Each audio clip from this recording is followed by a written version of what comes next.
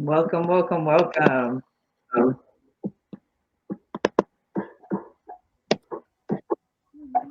Bathsheba. Welcome.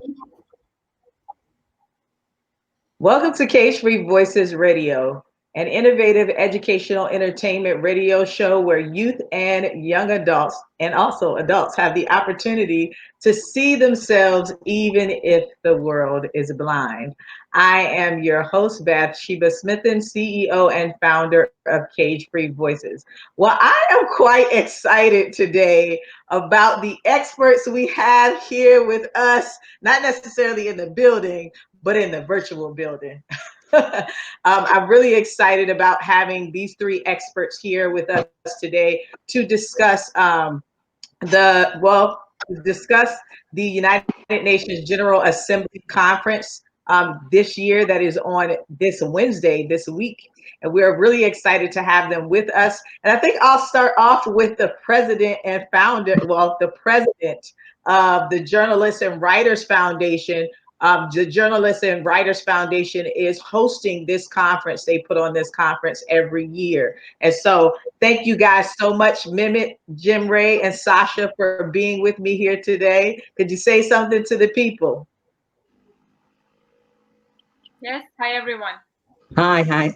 Welcome. Greetings to you all. Thank you for having us. So Mehmet Kilic is the president of the Journalists and Writers Foundation, dedicated to the advancement of peace, human rights, and sustainable development. With over 20 years of experience in strategic planning and leadership in global affairs, public relations, and the nonprofit sector, Mr. Kilic pioneered educational and social responsibility projects in collaboration with local governments, private sector, and the civil society organizations. As a founder, as a founding member of the Peace Islands Institute, he established the Center for Global Affairs that held Ambassador Series discussions, which hosted ambassadors and diplomats accredited to the United Nations with a focus on Africa, South Asia, and the Balkans. We also have with us Cemre Ulker. And Cemre Ulker is the UN representative and the US director of the Journalists and Writers Foundation, an international civil society organization dedicated to the culture of peace. She organizes international events for the implementation of the UN Sustainable Development Goals, and we'll talk more about that in this discussion, for a positive social change. Ms. Ulker focuses on the social economic development, civil society participation, and advocates for women and children's rights. She is a facilitator in building global partnerships to implement projects that have an impact at the local level. Ms. Ulker develops policy recommendations to the UN Commission on the Status of Women, CSW, and the UN Committee on the Rights of Children. She is also leading the UNGA Conference for Journalists and Writers Foundation, an annual international event that gathers civil society organizations with the heads of member states and UN agencies to create a platform for the successful implementation of the Sustainable Development Goals. We also have with us Sasha Butler. She is a dynamic leader who leverages her 20 years of experience advocating for quality education, positive social change, and economic development opportunities for women and youth. Ms. Butler is the president of In Excellence Consulting, Coaching and Training Solutions, LLC, an executive director at Changing Destinations, Journey to Excellence, Inc., a nonprofit organization that focuses on leadership and global citizenship education. She is currently serving a 2-year appointment with the World Council on Intercultural and Global Competence as the coordinator for intercultural competence and community-based global learning connections working group. Ms. Butler's expertise includes intercultural and global competence, diversity, equity and inclusion, program and curriculum development, global education consulting. She is a highly sought after certified John Maxwell speaker, trainer, and coach who inspires her clients to reach their full potential by teaching them how to align their thinking and actions with their goals. Welcome, everyone. I'm ready to dive right in. So since we're talking about the United Nations General Assembly Conference that's held by the Journalists and Writers Foundation, I thought it only right to start with Cemre and Mehmet. Either one of you can jump in. Talk to us about the Journalists and Writers Foundation. How did it come about, and what is the overall mission and vision for the organization? Bathsheba, first of all, I want to thank you for inviting me to the Cagefree Voices Radio. It is a great pleasure and honor for me to be with you and with other experts here. Let me just provide you with a brief information about the Journalists and Writers Foundation and our mission and vision. The JWF is an international civil society organization which is dedicated to the cultural peace, human rights, and sustainable development. We promote diversity and inclusion by creating forums of intellectual and social engagement. We generate and share knowledge with all stakeholders. We build partnerships worldwide and develop policy recommendations for positive social change. Well, we are based in New York City, but of course, our programs and activities go beyond New York City and the United States. That makes us a global organization. We have a particular focus on the UN Sustainable Development Goals, which include 17 goals and 169 targets. And so we believe in partnership, which is one of the most important elements of the SDGs.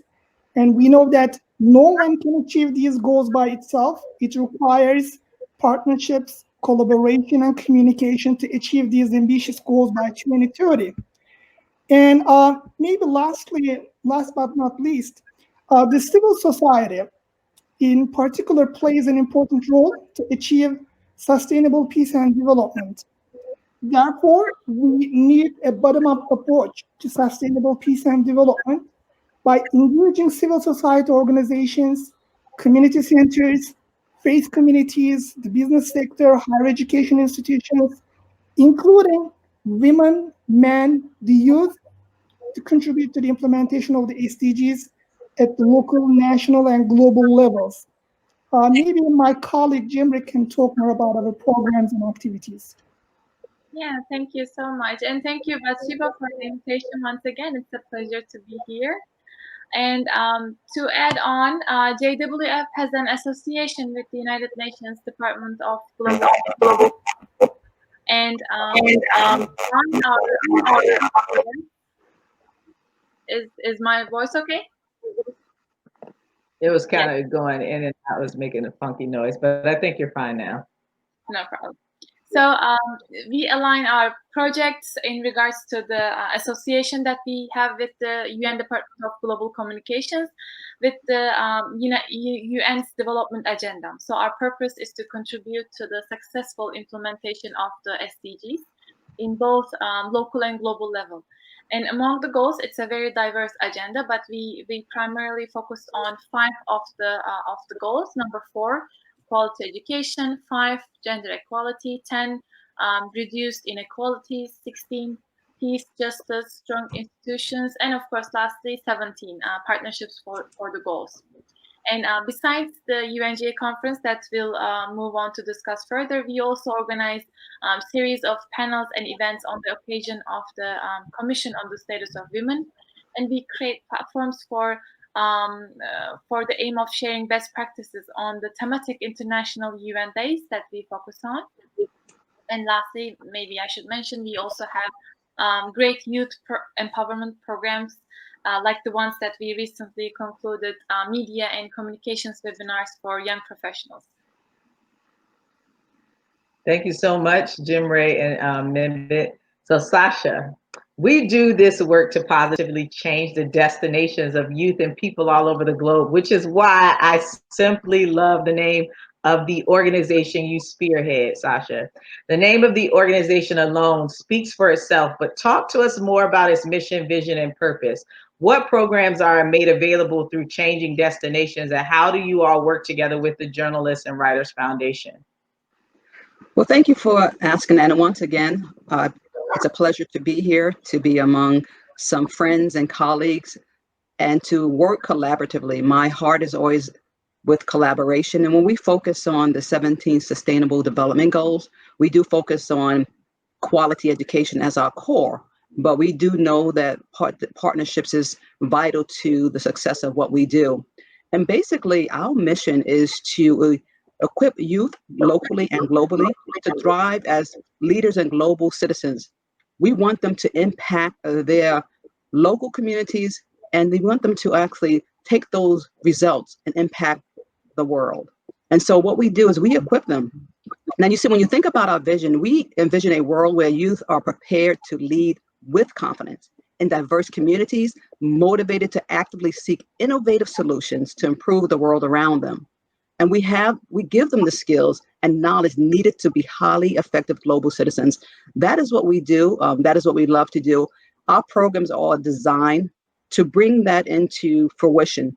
What we do is we work closely with organizations within our own community, and we go in and we try to find out what are they doing and how can we enhance what they do and how can we add that global citizenship piece to it so that these youth are equipped and prepared. We also collaborate with organizations, schools, universities, businesses, the media and military internationally. We try to focus on as many continents as possible, and we try to connect the youth locally with the youth globally. Because see, the 2030 goals are just a short time away, and people like me will be retiring. So my desire in my heart is that these youth, by the time I sit down, they're prepared and they're already coming up with decisions today. We don't want to wait till tomorrow. We want them to have innovative solutions for today. And our programs are geared around that. We do global academies. We do innovation labs.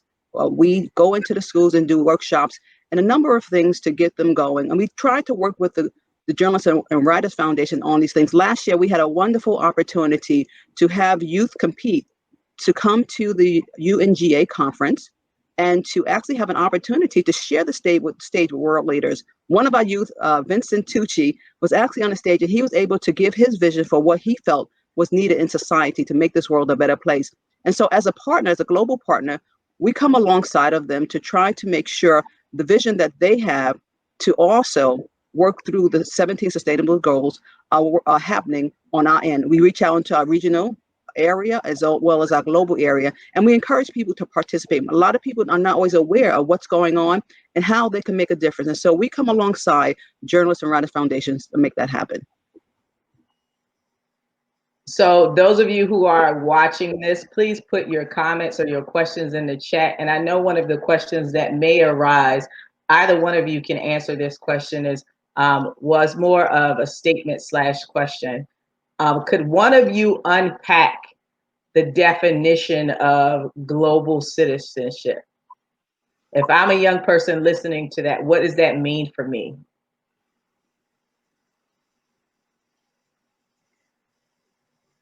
Anybody can Sure, jump in. I'll jump in. I was trying to, since I had the floor a second ago, I was wanting to yield to someone else, but really understanding what it means to be a global citizen. It is the awareness that you are part of a bigger society.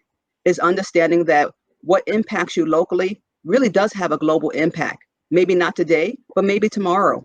And so what we try to do with young people is help them understand that they must take an active role in making sure that their local community and their global community is a better place. And if they see injustice, or they see there needs to be a solution for a problem, we want them to take the initiative to make a difference, because this is their world and they're responsible just as much as we are as adults. That's good. And I love when we played the game from your summit, Sasha, where you had that as one of the questions, and just to see the number of responses of people as to whether or not they were able to answer that question. So I think it's really important for people to be informed in terms of what that actually means so they can participate. So now I'm getting to you, Cemre. Given the current cultural climate, with there being a considerable amount of anxiety and fear looming in the air, what would you say are the major items on the agenda for the United Nations General Assembly session 75, right? How does the conference coincide with what's being what's being discussed? I know there has been a great deal of conversation around the SDGs. Most people are not familiar with the Global Sustainable Development Goals. I know you made mention of them at the beginning. Could you provide more insight for those who are not well versed in this area and discuss ways we can work together collectively, locally, nationally, and globally? Yes, sure. Yes, it is the 75th session of the General Assembly, and the sessions have already started, actually. It is also the 75th anniversary of the UN as well.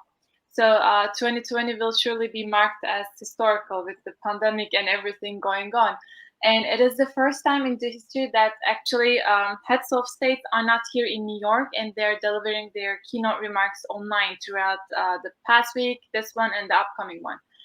Yeah, just like you mentioned, there's a considerable amount of anxiety in the atmosphere of pandemic, but we are doing our best to combat with it all globally through our joint efforts in creating platforms to share our best practices in creating inclusive and peaceful societies for all. And I think UNGA conference is surely a good example for that. It's a day-long conference, and I invite all of the listeners, everyone here, to visit unga-conference.org to review the topics. It's totally aligned with this year's General Assembly agenda as well.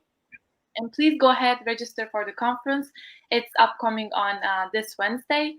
And throughout the day, just like I said, these topics are also in the agenda of the UN. We'll be discussing women empowerment, gender equality.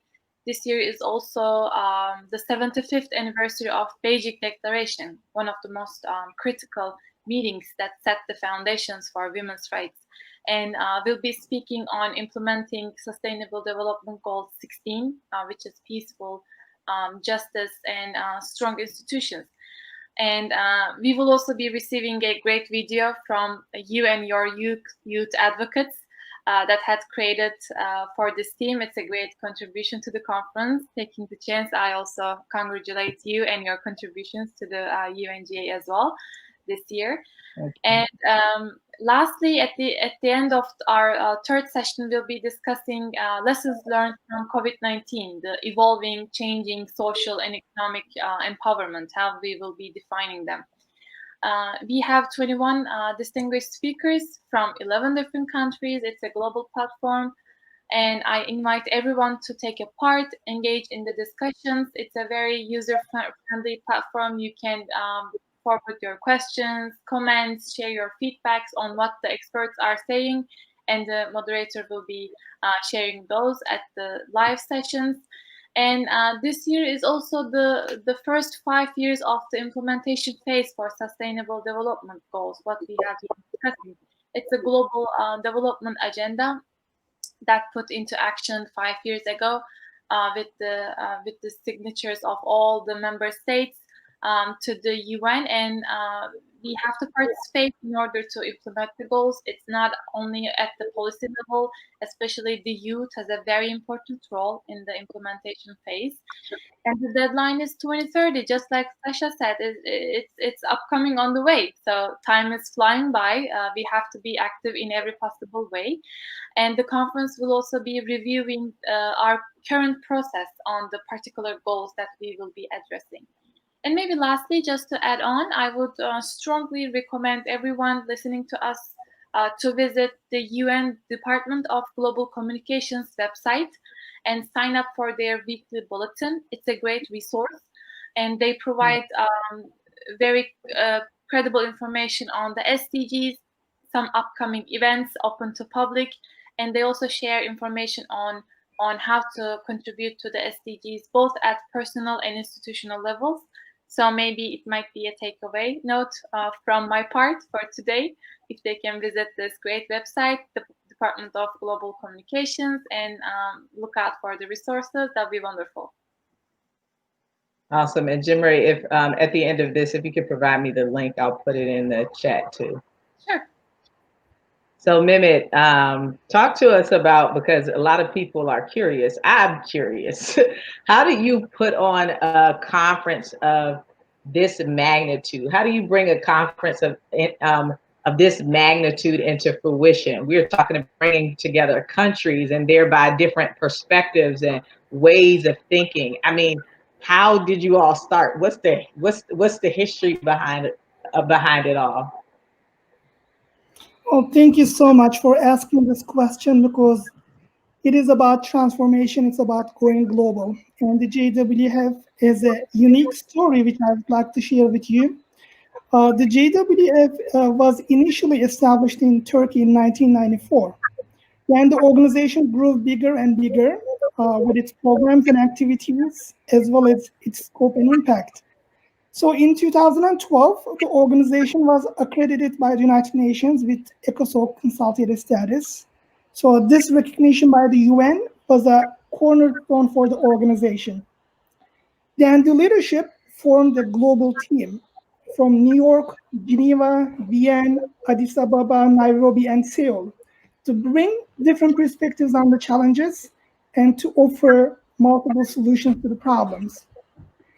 Then in 2014, from a Turkish NGO, the organization was registered in New York State as a 501c, eventually moved its headquarters from Turkey to the US. So it was a brilliant move for the leadership to move the organization to New York, which is a global city. And then later on, in 2015, following the United Nations adoption of the SDGs, the JWF initiated the UNGA Conference as a platform for civil society and the private sector to participate in the UN General Assembly. Because at the UN, many people, they think about UN as member states, like 193 UN member states countries coming together to make decisions. But it is not true. So there is civil society and the private sector, higher education institutions, so many other stakeholders. So our goal with the UNGA conference is to develop strategic planning, create innovative policies, and facilitate the implementation of the SDGs for sustainable solutions. There is a beautiful African proverb, which is very meaningful, I would like to share with you. It says, if you want to go fast, go alone. But if you want to go far, go together. So as an organization, we really want to go far and we really want to go together. So that is why we decided to build partnerships among NGOs, civil society organizations, and the private sector across the globe. So we signed MOU agreements to share roles and responsibilities, share our human and financial resources, and also maximize our outcomes to make a difference in the society. So this is the idea. If something works here, then why don't we transfer that practice in other parts of the world with some changes based on the social fabric of the society? Then later on, of course, in 2019, we initiated the Pioneers in SDGs Awards to pay tribute to outstanding individuals and recognize organizations contributing to sustainable peace and development. We believe that promoting peaceful and inclusive societies, protecting human rights, the rule of law, and democratic values, empowering women, girls, youth for social justice and equal opportunities, play an essential role in achieving sustainable development goals worldwide. So what we do, we call on civil society organizations to join us, to become a global partner, but at the same time submit their projects, which will serve as an exemplary model in inspiring others towards the positive social change. So, ending my words, I think we believe that, greater involvement and engagement to lead a transformative change for sustainable development. So it has to be people-centered and planet-friendly for a shared global progress that expand our vision and facilitate the timely implementation of the SDGs. So I think our motto, and it's the motto for the UN and for many countries, we don't want to leave anyone behind. So we have to work together, we have to work together, and we have to put our efforts together to make a positive social change and improve the quality of life in our local environment. So I have one more follow-up question for you, Mehmet, and then I'm coming down there to you, Sasha. What would you say has gotten JWF to this point, and what can stakeholders expect from the UNGA conference and anticipate in the foreseeable future? This conference is organized by 35 NGOs from 24 different countries. So it's a great opportunity for organizations and individuals to network, to learn about best practices, and at the same time to build collaboration. Sometimes, we have organizations that work on the same topic in the same country that they don't really know about each other. So once we bring these civil society organizations together, who has the same mindset, who wants to contribute and dedicate their efforts to make a difference in Africa, Asia, Americas, any part of the world. It could be on a towards improving the lives of the people, or it could be towards climate change, or now it's pandemic, coronavirus. So why not we get together, put our minds together, put our resources together, and then deliver the solutions. And we can do it through partnerships. And then this conference delivers a conference which focuses on goal number 17, which is partnership for the goals. So I think when people come to this conference, they will meet like-minded organizations who are change makers. So we welcome everybody to join us on Wednesday from 10 a.m. to 4 p.m. You can't help but win by attending, and you can't lose anything coming. So I would suggest that if you have an opportunity, if you have a free schedule on Wednesday, to attend the conference. And I want to segue into talking about young people attending this conference, and the importance and the significance of that. By coming around to you, Sasha, youth and young adult involvement is critical to a movement of any sort. When we look at the civil rights movement and major changes that happened in society, many of those leaders were young. Stokely Carmichael was only 19 when he participated in the 1961 Freedom Rides. Susan B. Anthony was only 16 when she began collecting petitions against slavery. And Vivian Thomas was 19 when he took a job as a laboratory assistant to Dr. Alfred Blaylock, which ended up leading to the invention of heart surgery. What is the role of women and youth in the UNGA conference and global citizenship overall? How does your organization promote the global sustainable goals, and in what ways can other organizations, parents, and schools do the same to keep youth as a part of the equation? Excellent question, and so packed. I can unwrap this all day. Well, so first, we can start off with the first part. What is the role of women and youth in the UNGA conference and global citizenship overall? Well, they play a vital role. When you think about the Gen Zs, and you think about the millennials, and you think about all the different generations, the baby boomers, and you think about Generation X, the silent generation, every generation brings some unique ideas, some unique solutions to the playing field. What I try to do through my organization is I try to first challenge those of us who are on the other side of of life, heading towards settling down and making room for youth. And so I challenge them to give youth a seat at the table. So often there's a lot of pushback. A lot of people say youth are not doing what they're supposed to do, or youth are not listening, or youth are lost. But one of the things I say is that as adults, we must get back into the game.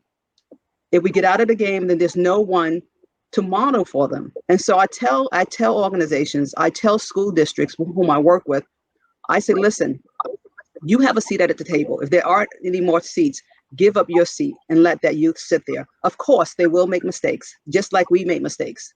I was only 19, going on 20, when I became the president of the Black Student Union for Manhattanville College. I had no idea at that time that I would be sitting here today, that I would be traveling around the world. My life, I try to model what is possible. Youth are into possibilities. If you show them the possibilities, they will rise to the occasion. And I tell them, if I can do it, the world was stacked against me. The odds were stacked against me because of my socioeconomic beginnings. But one of the powerful things was I did have a mother who gave me the power of the dream. So I take that power of the dream and I put it into real world ideas and world solutions. The best way to do that, I found, is those 17 sustainable development goals. Because no matter what someone wants to do in the future with their life, if you want to be a doctor, then you can do health and well-being. If you want to go into education, quality education. If you want to deal with women's rights and equitable education for women and girls around the world, because that is such a challenge. Many girls do not have an opportunity to go to school. Most of them are required at a very early age, sometimes as early as 10, to go and start working and starting families if they're able to do so. And so it is very important that we fight for them, that we stand up for them. But first of all, that we help young girls here in America who have great opportunities realize that what they have is a privilege, and that they must also take up the banner and understand how they can make a difference. And so if they want to go into technology, and we tell them every goal, every one of those goals has thousands of careers in there. And it's a place where they can begin to explore things that don't even exist. The 17 Sustainable Development Goals are about what have we not thought about yet, because it's all about solutions. And so what we do with young people through our global academies and through our innovation labs is we teach them first, what are the goals? And we spend a lot of time having them understand the goals, dialogue about the goals, work on projects around the goals. And then we challenge them to come up with solutions. And we step back and we allow them to do that. In doing that, they're actually helping us solve the world problems and many of the problems that we have created. And so I think I believe very strongly that this conference is just a place where it all starts. The young people we brought about 12 young people last year.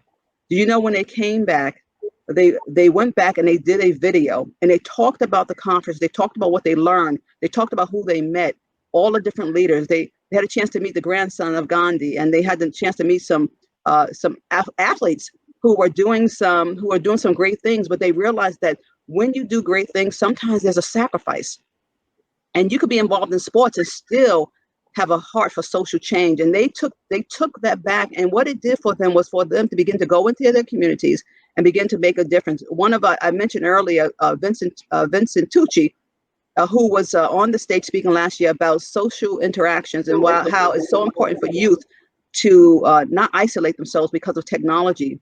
Well, this young man has gone on to do a number of great things. He's now at Hargrove Military Academy.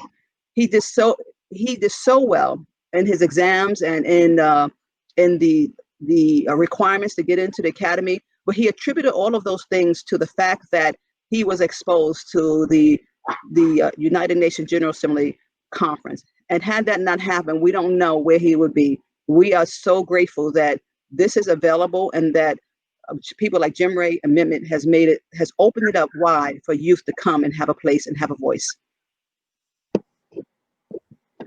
I think that's a perfect way to end. And parents, teachers, students, if you have any further questions, you can put them in the chat, and I will definitely send those questions to the appropriate individuals or individual. So I just want to thank you, Mehmet, Cemre, and Sasha for joining us here today to discuss the United Nations General Assembly Conference. And I'm so in awe of the work that the Journalists and Writers Foundation continues to do, all the effort. I know you guys are exhausted. You have to be exhausted right now leading up to the conference. So we applaud you. We thank you. We thank you, Sasha, for the work that you do at Changing Destinations. I know you were up like 5 o'clock this morning. So where can people register for this conference? I know that it was mentioned earlier, but can we reiterate where they can register for the conference again? Yes, they can visit the official website of the conference, unga-conference.org, and I have shared a couple links here for you, Bathsheba, for you to share. And they will be able to see the register button on the upper corner. When they click on it, it will automatically take them to Hopin, the virtual conference platform. And it's only a minute or so to register, to sign up, and they should be ready to go. Awesome. Well, guys, you all have heard another episode on Cagefree Voices Radio. Thank you so much for joining us. We hope to see you on Wednesday. Remember to see yourselves even if the world is blind. Reflect, connect, and transcend every internal and external barrier that will try to cage your voice. Remember, be cage free and come to the UNGA Conference. See you soon.